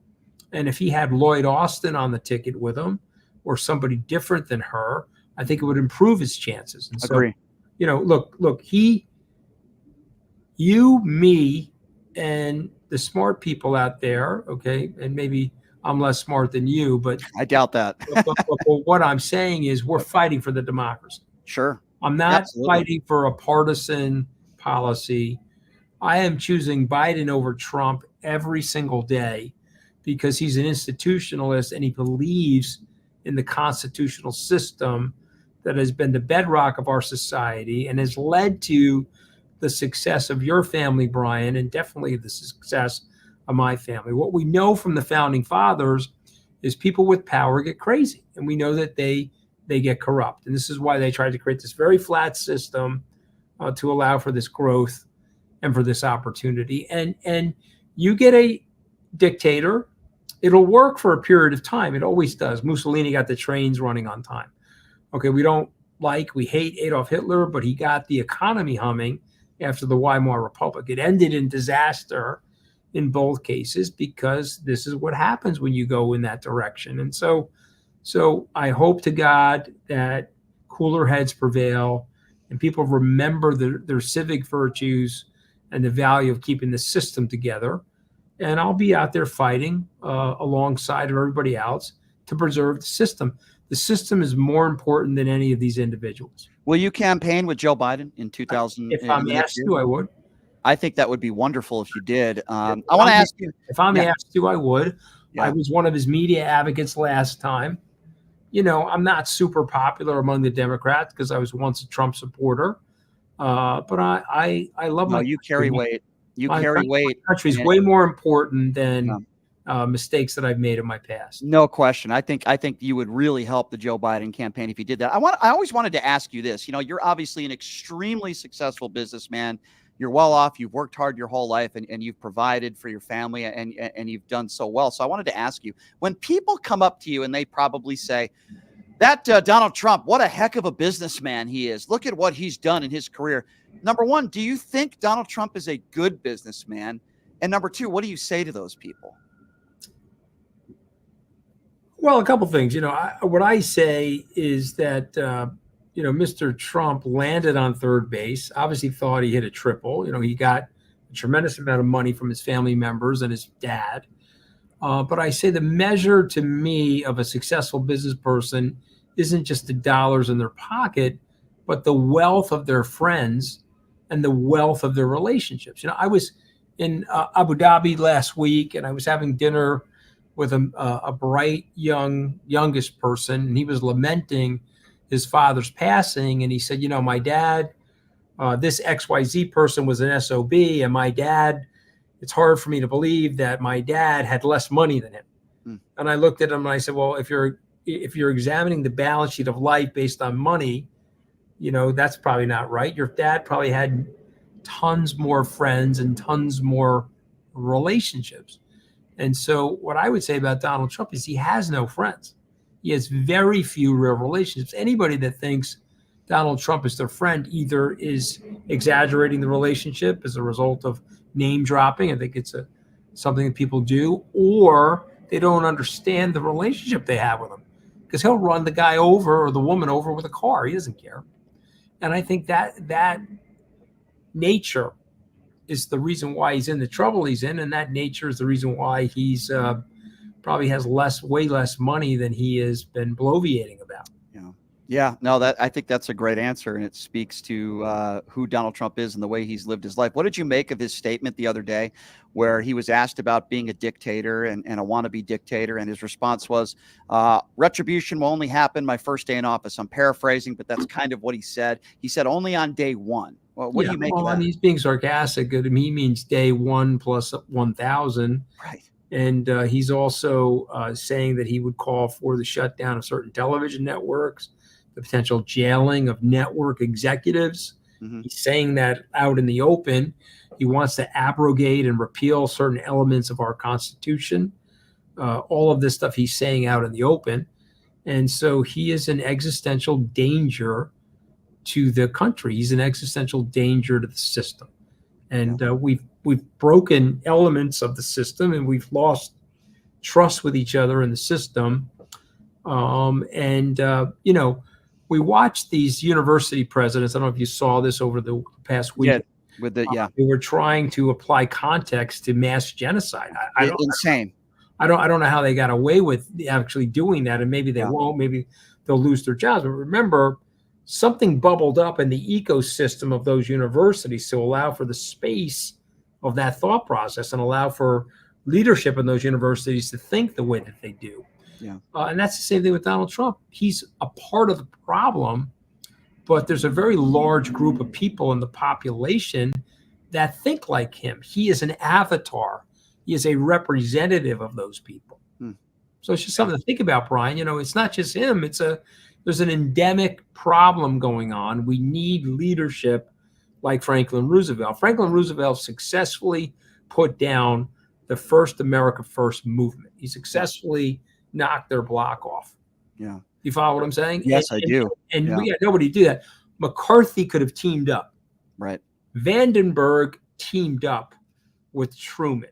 Wendell Willkie teamed up with Franklin Roosevelt. They said, you know what? We are Americans first. And the American thing to do is to be inclusive, not to act like Charles Lindbergh or Huey Long. 100%. And what did you make? It's funny because McCarthy wouldn't do that. He could have teamed up with Biden and crushed Donald Trump. And Mooch, did you see the story of McCarthy was asked why he went to Mar-a-Lago, and he said he went there after January 6th because he heard that Donald Trump wasn't eating. First of all, does anybody believe that? And second of all, that's his response. We all know why he went there. He went there to kiss Donald Trump's ring because he wanted to be the next House Speaker. He did. You're correct. I mean, it's so angersome to me. I have to ask you about this because it hit home here the other day. UNLV shooting on campus. It seems like I'm talking about these mass shootings, and we're talking about these mass shootings almost on a daily basis. I mean, what do you make of this, and what do you make of the fact that it's a reoccurring problem? And I just think we're infatuated with our guns in this country. I just wanted to get your thoughts on that. Well, listen, it's a broken system. So the Europeans dealt with this. The Aussies have similar rights to gun ownership in their country. In 2006, a conservative prime minister passed certain laws that required more tougher background checks, tougher identification, a limited supply of these bump stocks. Okay, you do know that from 1994 to 2004, we banned these bump stocks, if you will. Right. And the mass shootings went down precipitously. They got reinstated during Bush 2, the Bush administration, W. Bush. And we've had, 20 years now of horror again. So we can fix this. I am a lifelong user of guns. Okay. My dad's from Wilkes-Barre, Pennsylvania. He passed this past year, but he was a hunter and he was a fisher. And on the Friday after Thanksgiving, the Scaramuccis were freezing somewhere in the Pocono Mountains shooting at things. Okay. So you can like or dislike me for that, but I'm a lifelong owner of guns. I'm a lifelong respectful person with that. And so I'm comfortable with it. And I understand the First Amendment right. I understand the libertarian nature of the First Amendment. And you can intersect those rights with the appropriate level of gun safety. And it doesn't have to be invented here. We could adopt some of the rules that were put in place in Australia, and you would watch the mass shootings drop precipitously, if not completely end. But you have a broken system. You have the NRA, you have pockets of people inside the Congress that don't want to fight the fight for the American people. Their fight is for personal preservation and personal power. But if they were really fighting for the American people, 85% of the American people want these types of laws put in place. To protect themselves and their families. I have young children. I have to worry about them when they're in school. They did a lockdown drill at the local school yesterday in the event that the children are faced with this type of evil. And I find it despicable, actually. We didn't have to do this, Mooch, when we were in school, right? I mean, we're close to the same age. We didn't have to do this stuff. We didn't have to do it because there was more control and less proliferation. Exactly. Well, I just hope that Johnson is like if the guy Joel Osteen had a baby with Jim Jordan. I mean, this is the new Speaker of the House. I mean, this is the stuff that we're doing now. That's pretty funny. Hiring normal people, Yeah, no, you're right. And that's pretty funny. I might have to use that. I would like to end this interview on a positive note. I was actually at the NBA basketball games yesterday with a mutual acquaintance, and she wanted to say hello to you, Vivica A. Fox. We went to the NBA games yesterday, and I promised her that I would give her a shout out to you on the air today. Well, I appreciate the shout out. Please say hello for me. I haven't seen her in a while. What's she up to, Brian? I know you got to go, but she's working a lot. She's directing. She's doing movies. She's all over the country. She just went to Beyonce's red carpet in London, the new movie. Very good. She's a big basketball fan, so she comes to town. We watch games together, and she's. I mentioned your name, and I said you were coming on the show tomorrow. Pass on my contact information. Please say hello. I will. We've lost track of each other, but that's a great way to send off. Happy Hanukkah, happy Christmas, Merry Christmas. Great holiday for you and your family, and look forward to seeing you in Vegas here down the road. I always love being on, brother. So thanks for bringing me. Appreciate the time as always, Mooch. Thank you so much. Have a great holiday. Love the Mooch, ladies and gentlemen. That's Anthony Scaramucci. What a smart guy. I always love having him on, and he's the best. All right, here's what we're gonna do. We're gonna take a quick break, and when we come back, someone else I love having on from a different.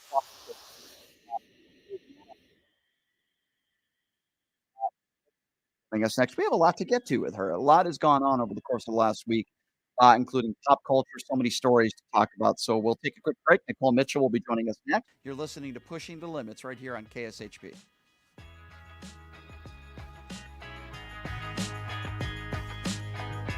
The Mooch. Hey everybody, are you struggling to find a pizza place that reminds you of Brooklyn? That true blue New York style pie? Well, worry no more. Stallone's Italian Eatery Pizza is a knockout. We're located at 467 East Silverado Ranch Boulevard, just off of Premier Road, half a mile east of South Point Casino, just minutes from the Las Vegas Strip. Come by and grab a slice of pie. Plus, check out our Brooklyn-inspired Italian cuisine. Our sandwiches are super. Hero, that is. Because why be a sub when you can be a hero? Stallone's Italian Eatery is here to serve you phenomenal food, Vegas. Forget about it.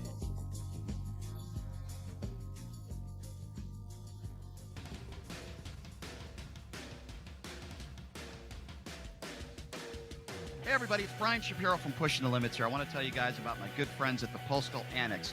They have a notary signing agent on-site daily, no appointment needed, and they offer a full scale of printing services from shipping labels to documents, business cards, banners, photos, and business signage. They're your passport service headquarters.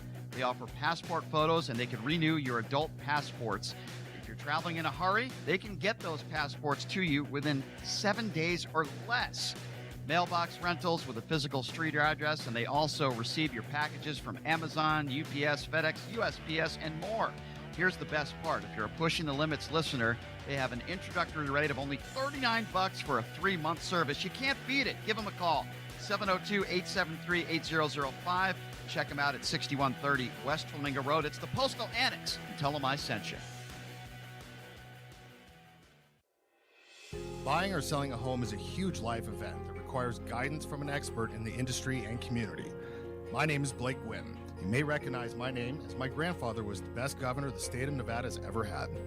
Growing up in Las Vegas, I've come to know this community intricately. Now, I am raising a family here as well, so I understand all the issues impacting our home and quality of life. As the top realtor for the #1 real estate team at Keller Williams, you can have confidence in my experience, knowledge, and track record. When it comes to buying, selling, or investing in real estate, choose a name you can trust and someone who understands the community you call home. Call Blake Wynn today and experience the difference of a trusted expert. 702-540-3311. When you bring your vehicle to Star Auto Care for maintenance, you'll have a team of professionals at your service. Every one of our technicians has been factory trained and master status certified to ensure that you receive the highest quality and most effective service. Star Auto Care is located at 3540 East Tropicana Avenue, just east of Pecos. Star Auto Care is confident in their prices and will match any mechanic located within 20 miles. Bring your vehicle in today and let Star Auto Care give you the peace of mind you deserve when you service your car. Visit them online at starautocare.us.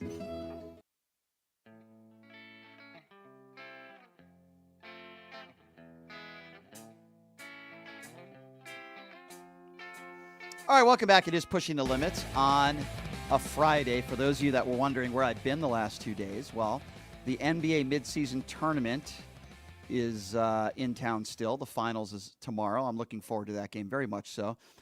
And not to name drop, but do it here. I talk about my personal time on this show. And a friend of mine is actress Vivica A. Fox. She's awesome. I grew up with her movies, Independence Day.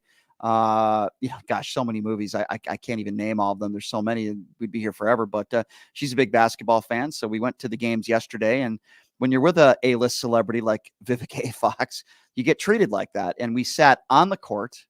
Thousands of dollars it would have cost her for the tickets, and the NBA did such a nice job. And then we're sitting there next to Ahmad Rashad, Gary Payton, and Mitch Richmond. Gary Payton, the glove, I grew up with him, one of the best guards of all time, and he's such a nice guy. And we were, I'm literally on the Milwaukee Bucks bench on ESPN. I mean, it was just ridiculous. I'm sitting on the court. To my left, I see Floyd Mayweather and Dr. J and Kevin Garnett. I mean, everybody was there. I mean, so many people, and sitting on the floor for an NBA basketball game is something I'll never forget for the rest of my life. The experiences of that, and Vivica is so cool and so nice. And I just appreciated the night yesterday. It was really a night that I'll never forget. I'll probably go more into detail at another time, maybe next week, because we don't have time to do it today. But joining me right now, she is now pastor turned OnlyFans model. She joins me every Friday as we talk about all sorts of different issues when it comes to pop culture, even politics. And Nicole joins me right now. Nicole, always good to see you as always, looking beautiful as always. How are you doing? Thank you, Brian. I'm so good. I'm so happy to be back here with you. I love our conversations every Friday. I appreciate that. I do as well. And I appreciate you being here. You know, it's interesting because one of the topics I wanted to discuss was Beyonce's Renaissance tour, and her movie's out now. I guess it made $21 million in the first weekend. And when I was hanging out with Vivica last night, she had just come from London because she just did the red carpet for the Beyonce thing, because they're close friends. And it's amazing how much money these females like Taylor Swift and Beyonce, these musicians, singers, how much money they're making these days, right? It's really unbelievable. It's unbelievable. It's astounding. It's absolutely appropriate, I feel like, for their level of impact and their work ethic. And I am dying to see, I still get to see Taylor's movie, and I want to see Beyonce's movie. Just two powerhouse women that I have so much respect for.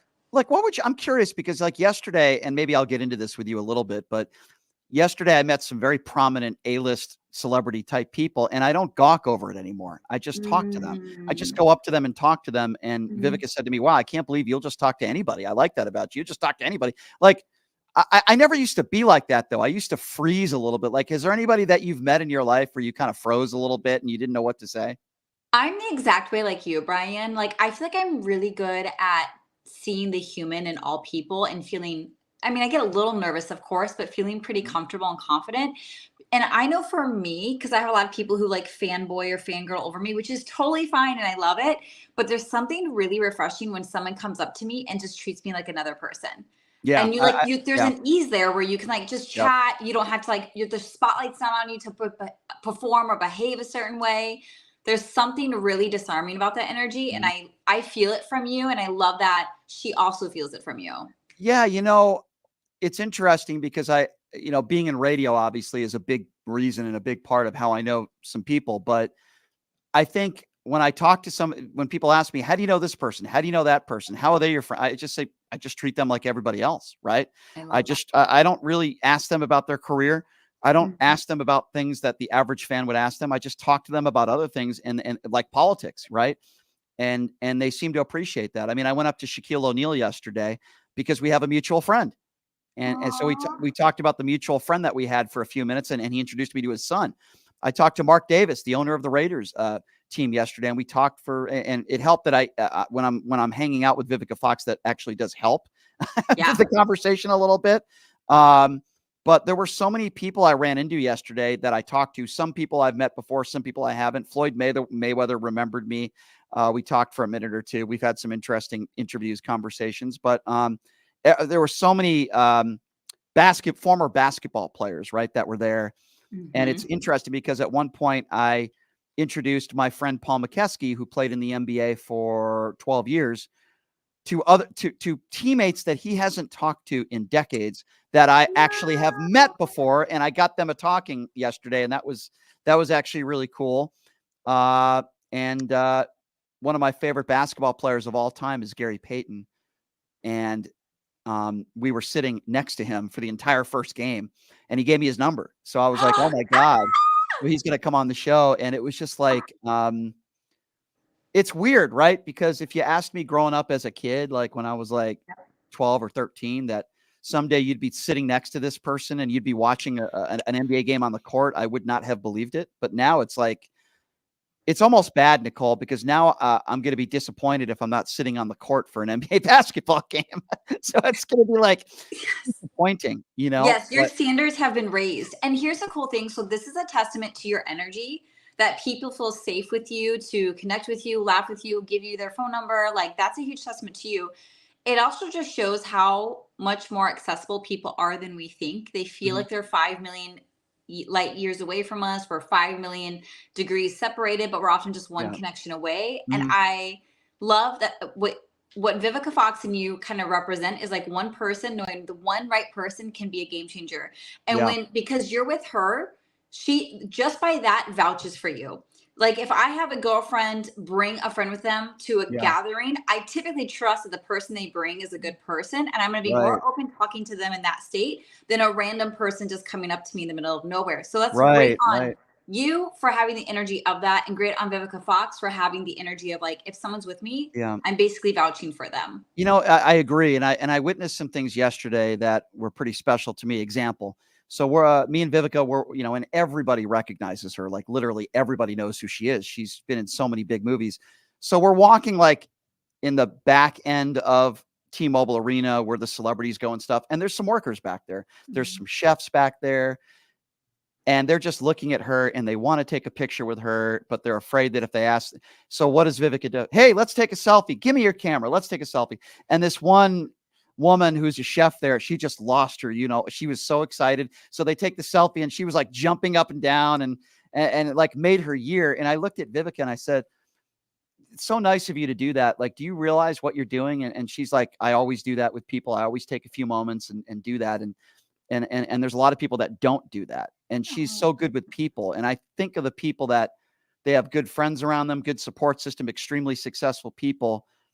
and they're just good around other people that they've never met before, and like she's one of them. And I just see the impact taking a picture with someone, what that means to somebody. I don't think there are some celebrities out there really truly understand the impact they have by just taking 5 seconds. And I know you can't sign an autograph for everybody. You can't take a selfie with everybody. I get that. But I don't truly think some of these celebrities understand, the impact they have in just taking a moment to do that for somebody. It makes their day. It makes their year. These are people working in the back, chefs who never get the chance probably to meet people like that.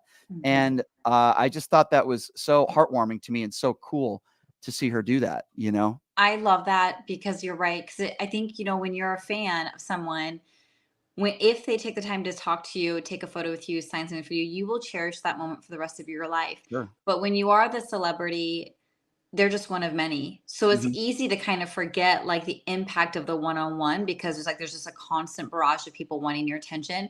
So I love hearing that for her, even in the midst of her crazy full life and traveling schedule and all the things she's doing, that she still took the time to take photos and initiate. I love that she initiated. Yeah. She didn't wait for them. She led the way. I gotta say though, Nicole, it's a little strange because we're walking through the Bellagio last night.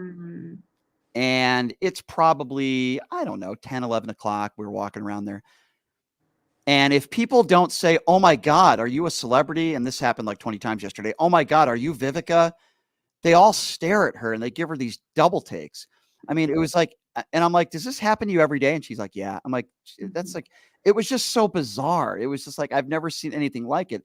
I've hung out with famous people before, but maybe not somebody this famous, right? And it's just like, everywhere we go, people are approaching her and asking her for pictures and just shouting out her name. And it's just like, it did make me think. I don't feel sorry for celebrities per se, but at the same time, everywhere you go to get that is we're talking about a random casino almost at midnight. And everyone's like, looking at her, and it's like, it was a little strange. That's all.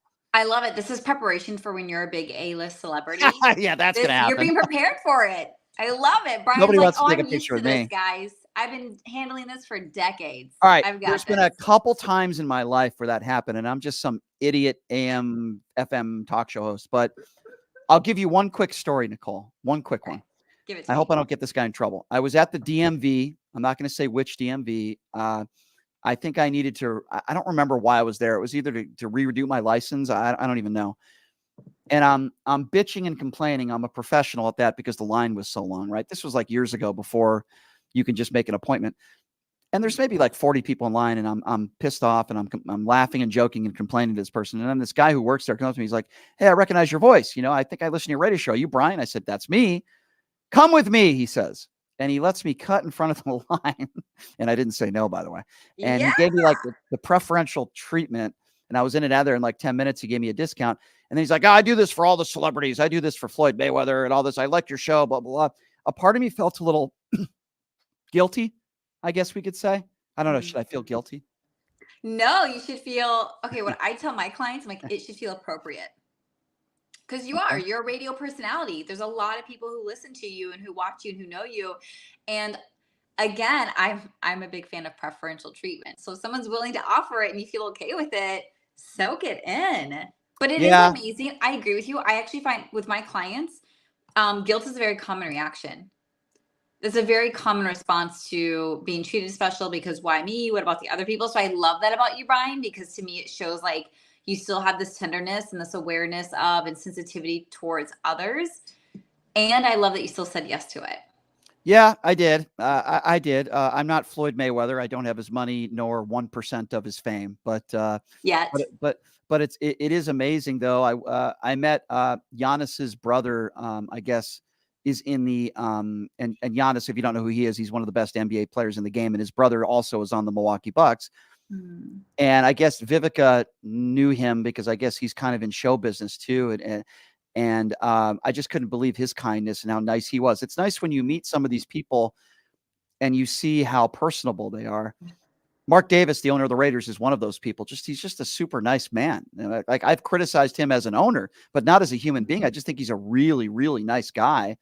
And French Montana, I couldn't name you one song, unfortunately, but I guess she's friends with him, and he walked in, and it's just another way of life, right? It's another world out there. Celebrities all know celebrities. I learned that yesterday. They all know each other, right? Yep. They all seem to be friends. Or if they're not friends, they certainly know each other and they've met before. And that was the case yesterday. I mean, she knows everybody. I mean, it's just like, I thought I knew a lot of people. I mean, she knows everybody, but anyway, it was really cool. It was really I love fun. that. I've heard them joke that Hollywood is just like one big high school prom. It really like is. Everyone knows everyone. It's just like a glamorized, glorified version of prom. And it's great for me because she's a huge basketball fan and she knows all the heroes to me that I grew up watching. And we're sitting next to some of them and she's like friends with them and she's introducing me to all of them. And it was just like, it was really cool stuff. It was a lot of fun. I wish she was still here so we could see the game on Saturday, but she will be back. There's a rumor circulating that we're supposed to be going to the Super Bowl together. So my God. That's the rumor. That's the rumor. I can't confirm or deny that, but it was a lot of fun. She's awesome. It was a lot of fun. Is she single? Right now she is. Yes. Right now. She is. Okay. That's all I'll say to that. But right now she is. But I think she dated 50 Cent back in the day. We talked a little bit about that. No, but I just love hanging out with nice, kind-hearted people. And every single friend that I introduced her to yesterday, they were like, "Oh my God, she's so nice." Oh my God, I love that. Yeah, so she's really awesome. Yeah. I love the distinction you made a little bit ago about how you've criticized that guy as a coach, but not as an owner. Yeah. And I think that's such an as an owner, like there's such an important distinction. Like I think we're able to be critical of people's jobs, but be careful of like, they're still human at the end of the day. So thank you for saying that. Cause I think sometimes people aren't aware of that. Don't get me. You're right. I appreciate that. Yeah, you're right, Nicole. But like, there are some bad coaches or bad owners that are also, I think, bad people. But Mark Davis is not one of them. He's just a really nice, personable man. And I see how he is with people. And I really appreciate that about him. And he's done a great job with the Las Vegas Aces. He supports women in sports and they won back-to-back championships. And a good part of that is because of Mark Davis willing to put money into a product. And I really do appreciate that about him. God, I mean, I could go down the list of, I met the NBA commissioner last night. So many, I was on I don't think I've ever been on the big, what do you call it? The big Teletron up top there. But there was a guy sitting next to me for the second game and he was wearing the most ridiculous, strange sweater. And as he sits down, I was kind of in joking way, I was making fun of him with Vivica. And then he told me where he bought the sweater and we were giving him a little bit of a hard time in a nice, fun way. And then literally moments later, they showed me and him on the Teletron and I got a picture of it. And then I got a bunch of texts from people. So that was kind of cool. Oh my God. Yeah, so kind of weird when you're getting texts from people while they're watching the game. My friend who is a great radio host here in town. I have so much respect for him. JT the Brick, great guy. And he's watching the game at home and he's like, "Did I just see you on TV sitting on the court with Vivica?" I'm like, "Yeah, that's me." And I got like 20 text messages like that. My friend Jay, who was sitting about 20 rows behind me, and I don't think he'd mind me saying he's a billionaire and yet I have better seats than him. So I teased him. I said, "I'm disappointed in you." He sent me a picture that he took on his phone of our backs to him. And he's like, "Wow, you guys look like such a cute couple." I didn't even know he was sitting behind me. It was just so funny, right? Oh my God, I love it. And I learned yesterday, and I have to go back and watch the game, that Reggie Miller, who is a broadcaster, I believe, for TNT, right? One of the best shooters in the history of basketball, and he's broadcasting the game. In the live broadcast, he brought up Vivica Fox, and they showed her in the middle of the game, and he's talking about her. And the reason why he's talking about her is because she's an ambassador for the NBA All-Star game. She's from Indiana, and the All-Star game is going to be in Indiana. So they were actually talking about her in the middle of the broadcast, which is so darn cool, Oh my God. And I'm an idiot because for a lot of different reasons, but I don't have Instagram. And she texted me this morning. She's like, "Hey, I want to tag you on Instagram. I want to put pictures of us up there." I'm like, "Well, I don't really have Instagram." And she's got like 2 million followers. But this is your moment. I now know. You have to make one. I got to start doing Instagram. I might need your help on that. Yes, I got you. This is your homework assignment, Brian. Okay. Numchuck, hold him accountable. He has a great Instagram account this weekend. Fair enough. Vivica Fox can tag him. I think I have a couple like fake accounts, and I have a couple of accounts that other people might have started for me, but I don't have the passwords for them, and I never started one. So yeah, isn't it interesting? I saw a video, Nicole. I wanted to bring up Taylor Swift with you because I have so much respect for her. Obviously, she's got a great voice and she's a great entertainer, but I also think she's a wonderful person, and she's very intelligent, and she's outspoken on a lot of issues that you and I talk about every week. I think it's getting a little bit out of control, though, with her relationship to Travis Kelce. I think it's getting, like, I see a video yesterday of her, I guess she was a sound check for one of her concerts, and she runs up to Travis Kelce and making out with him. And I'm like, can we just leave them alone? Like, I understand if you're a celebrity, you're going to be in the public eye and all that, but it's like, it's getting a little ridiculous now where every Kansas City Chiefs game I watch, the commentators have to bring up Taylor Swift. I just think there's a little, okay, mention it a month ago or 2 months ago, fine. But it's like, let them live. Like, I don't understand. I love that about you, Brian, because, well, just just shows you're human, and other people, like, they obsess over them. They obsess over every detail. There's no privacy. Anything can be leaked or shown or highlighted or discussed or debated at any moment in real time. And like that, you're spot on. It's like at some point, like, we have to let people live. Like, there's lots of things to cover in the world. It's not just the two of them. But people are so quick to obsess, and it gets some clicks, it gets some views, right? Like there's a whole business wrapped up in documenting every little second of their relationship. No question. And we only have a few minutes left here, but I want to bring this can of worms here, but I want to bring this up to you. You know, I used to work with a very attractive female who was a good reporter. I worked with her in the radio business. I won't say who that is, but she had dated a guy, and there was for lack of a better term, a sexual video that she sent to him. Okay. Private. They broke up. At the time, she was working for a big news national organization. She lost her job because he put out a video of that, and it was all online. And I'm thinking to myself, number one, in this day and age, you got to be very careful with who you send stuff like that to. And number two, like, has that ever happened to you before you were like doing the work that you're doing now, where you dated somebody that released something that you didn't want to see, or sent to somebody that you didn't want them to see? Okay, so this is a great question, Brian, and this is the first time I've ever talked about this. So way to get the juicy tidbit on PTL radio. I love that, because sometimes I tell my people there's nothing wrong with taking nudes or taking those kind of making those kind of videos. It is wrong to leak them. I don't care if you're a lover, an ex-lover, it's absolutely inappropriate to ever leak anyone's content. I remember dating this guy that I knew wasn't the one. So I knew it was a temporary relationship, and I still made those tapes because I like it. I think it's fun. But in the back of my mind, I was always worried. I'm like, but what if? And he said to me, you know me, right? You know I'm the kind of person who would never leak this. And I wanted to be like, yeah, of course I believe you. But I obviously haven't known you very long. And, you know, who knows if you hate me when I break up with you, because I knew I was going to break up with him.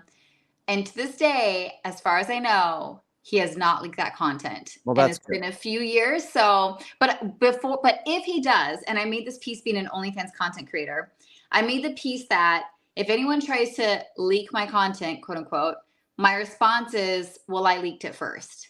So there you go. I filmed the video. I posted the video on my OnlyFans behind a paywall. If you leak it, you're really the second person to leak it. Yeah, no, I'm glad he didn't. By the way, I'm glad that he's stood by his word. That's honorable. I appreciate that. We live in a day and age now that even if you send somebody a sexual text or something, even if it's in a joking type context, people lose their jobs over stuff like that. And I think you have to be really careful today, right? You have to be really careful. Be really careful. It's so hard because I'm like, use an app where it's encrypted, from end to end. Like, there's some ways to be really smart about it. But I think if you're going to do it, if you're going to send sexy photos, sexy texts, sexy videos, be aware of the potential consequences beforehand. So you're going in with eyes wide open. I think a lot of people would put the context of me sending any videos or pictures like that as wrong, no matter what the context it is. So I try not to do that with anybody. Nobody wants to see that. But anyway, well, you know what, Brian? That makes a good point, though, in the sense of like when you're at a certain level of like an influencer or a leader, or you have a certain reputation or a certain celebrity status, there all of a sudden does become like a different standard for you. Like if you're an average Joe Schmo that no one knew about, no one would care. But because you're a radio personality, certain presence, people would have a very strong of all kinds of opinions in response to that. So it is interesting to take that in consideration. What level of status and influence do you have, and how might your people respond if you're found in such a situation? Well, maybe I'll consider taking my shirt off and sending it to some very close friends of mine, and we'll see what the reaction is. Let's see how it goes. And then next week I'll have you read the reactions live on the air. Maybe we should do that. I'm sure people will just love to see me with my shirt off. This pasty I told Vivica yesterday in the picture we took that I'm just so damn white. And she's like, no, you're not. I'm like, yes, I am. Look at me. I need some vitamin C, some vitamin D, I should say, not C. I need that too. But I need some sun, man. If there were beaches in Nevada, I would definitely get some sun. But It just anyway. means we need to spend more time at rooftop pools, Yes. networking. Count me in on that one. Okay. On that note, I will say you are certainly the sunshine of my week, Nicole. Thank you so much for joining us as always. I hope you have a wonderful weekend with you and your family, and look forward to seeing you next week. As always, always a fun segment. Nicole Mitchell, thank you so much for joining us. Thank you, Brian. Have a great Appreciate weekend. it. You too. All right, that's Nicole Mitchell, everybody. Always fun taking some time in her, and I don't get red in the face or scream or yell like I normally do with some other guests I have. So it's always nice that I get to have fun with her and have a good time. And I'm sure we'll get her in studio again sometime soon, particularly when the pool season starts up again. I'll try to get her in a bathing suit. I don't know if she'll agree. I think she would agree to that, actually. Only if I wear a Speedo. No, nobody wants to see that. No. Everybody just vomited in their car. Yes, it's Everybody a deal. just. It's a done Is she still there? Oh, okay. I'm going to wear a swimsuit. Brian's going to wear a Speedo. Internet, you heard it first. It is a done deal. I better shave. I'll Thanks, take you to Nicole. a waxing studio. We got to run, Nicole. Thanks for joining us. You're the best. Maybe we'll make that happen. All right, everybody. It's been a fun week. We already have some guests lined up for next week. I hope everybody has a great weekend. I hope everybody stays safe out there. We talk about a lot of serious topics on this show. And stay safe out there, everybody.